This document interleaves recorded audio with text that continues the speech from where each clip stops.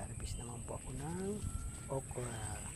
Dito po yan sa mini farm ni Ma'am Saisi. Yan po. Ang dami na naman po kasing bunga. Yan. Yan. Siguro po itong lalagyan ko mapupuno ito. Ang liit-liit. Yan. Yan po. Nag-harvest ako ng okra. Ayan. Ayan po.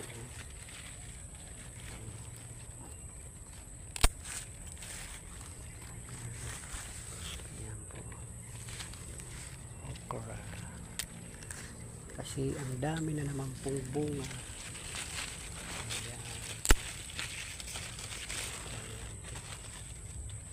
Dito po yan mga ka-farming sa mini farm ni Ma'am Saisi. Yan po.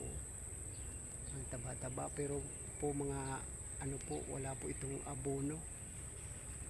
Ano lang po ito, yung mga nabulok na mga damo,